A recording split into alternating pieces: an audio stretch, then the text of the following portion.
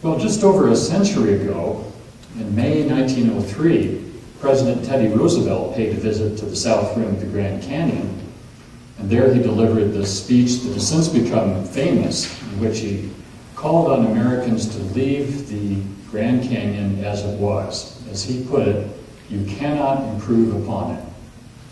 Well, as it turns out, just a couple of weeks after the president's speech, a group of businessmen in Kane County in southern Utah decided they had a way that they could improve upon the canyon.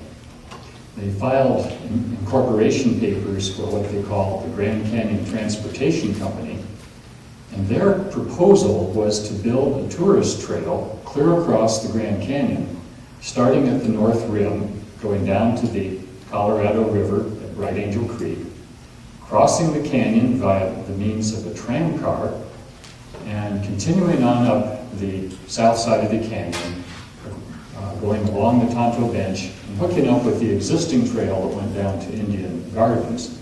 It was known as the Bright Angel Trail. The reason for doing this was to try and tap into some of the tourist traffic that was already arriving at the South Rim, where you have the Santa Fe Railway that's extended tracks north to the canyon. And they were in the process then of building the grand, elegant new hotel, the El Tovar. And these folks up in Kanab and Kane County could see the dollar signs on the wall. For D. Woolley, it was, for him, a little bit like watching your neighbors put on a party to which you haven't been invited.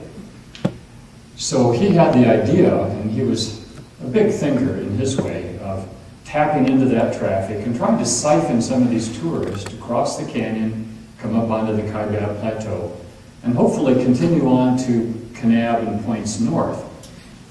In fact, his vision was even larger than that. He envisioned their trail as being the first link, and what would ultimately be a grand park-to-park route linking up to Salt Lake City and all the way on up via rail to Yellowstone National Park. D. Woolley wasn't somebody that bothered with small ideas, but their trail project sort of puttered along for a few years while they did a survey and obtained permits from the Forest Service, which initially controlled the canyon and the Kanab Plateau. But Uncle D, as he was known up in Kanab, knew that he needed an energetic person to really make this thing happen. And that's when he called upon his son-in-law, David Rust, who at the time was teaching school down in Fredonia, just across the line from Kanab. And David bounced around teaching school in a number of small towns in southern Utah and northern Arizona. But he thought that maybe this is a chance to get in on the ground floor of something that could really get big. So he signed on in the summer of 1906 as the construction foreman for the Grand Canyon Transportation Company. He spent the better part of 3 years and a huge amount of labor and no small cost to his own health helping to put in this trail. But his dream, D. Woolley's dream, didn't turn out quite as they expected. If you've ever gone down to the mouth of Bright Angel Creek and poked around the north end of the old Kanab suspension bridge, you can see some evidence why. Just about 50 yards upstream, there's kind of a rock that butts out into the flow of the canyon, of the river. And if you look there, you can see some scraps of old steel cable. And up on the side wall, there's a few ancient-looking eye bolts. And this, so far as I can tell, is all that remains of the cable tram that Dave Rust and his men installed in the summer of 1906 and 1907. Dave came to the Grand Canyon in pursuit of wealth, as many people have.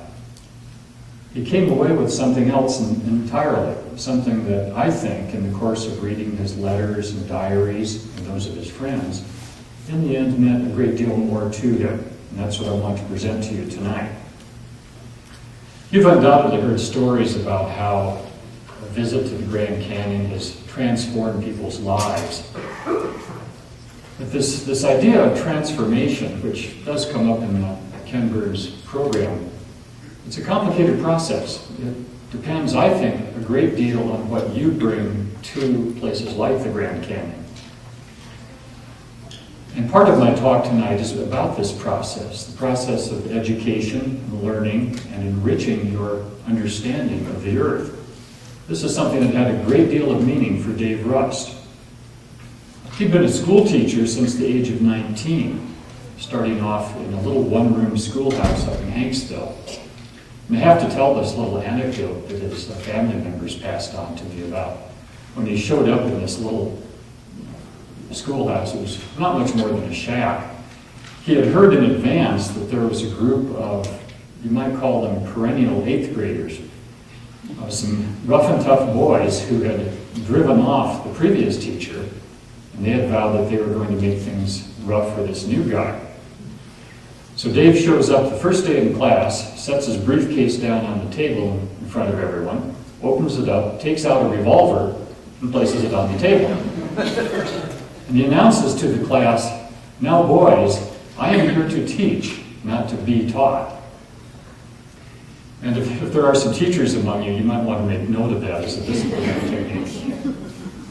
But in fact, Dave Rust's life and career really was about teaching people. And he tried to take his endeavors out of the classroom and into his work as a backcountry guide, which he pursued for the 33 years beginning in 1906. Well, let's look at some photographs of some of his travels, and I'll try to narrate this story as we go. We can have the lights down and look at some of Dave Rust's canyon country. Well, Dave was a good choice to oversee the Grand Canyon Trail project. He was 32 years old at the time, and for a school teacher was a pretty rugged specimen. He'd already spent most of his life, in his youth in fact, working in the backcountry of the Colorado Plateau. He liked to call himself a dirty devil cowboy, since he'd grown up punching cattle and herding his family's horses and sheep over in the Fremont River country around Caneville, which was known then as the Dirty Devil. And starting from the time when he was only 8 years old, he was helping his brothers herd cattle and sheep up in the Water Pocket Fold country around the Caneville mesas. And this photograph, which he took in 1935 on a subsequent trip, shows the South Caneville Mesa in the background. It's really forbidding country. If you can imagine growing up in country like this, from the age of 13, Dave was often spending his days with the herd of sheep alone out in this country. In fact, his diary records when he spent the Christmas of 1887 by himself out in this cold, rather desolate country. He was 13 years old at that time. I know I wouldn't have let my daughter do that then. But I think this sort of upbringing, which wasn't all that uncommon among his cohorts, developed in him a real sense of confidence in his abilities to get through any situation, and of course a sense of the lay of the land, just how to interpret landmarks and find your way around. Well, all the way along growing up, Dave had a tremendous thirst for knowledge. In fact, his brothers and sisters nicknamed him Doc because he always had his nose stuck in a book. And he knew that he wanted to get out of Caneville and pursue a higher education. So he took to first to cowboying, and later on he tried his hand as a miner. This photograph shows him in 1899 with his brother Will on the right, up in the Henry Mountains at a hard rock claim that he and his brother were prospecting. The photograph is probably taken by Nathaniel Galloway, who I'm sure many of you know was a well-known boatman who was in on this little venture.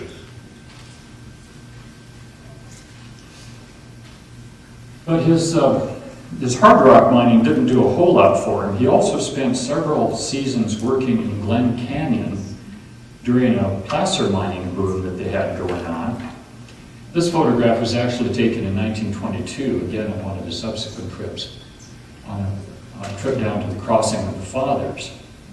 But while he was working as a young man as a placer miner, he was taking boats down and up the river, both for himself and his brother, but also working for some of the mining companies along Glen Canyon.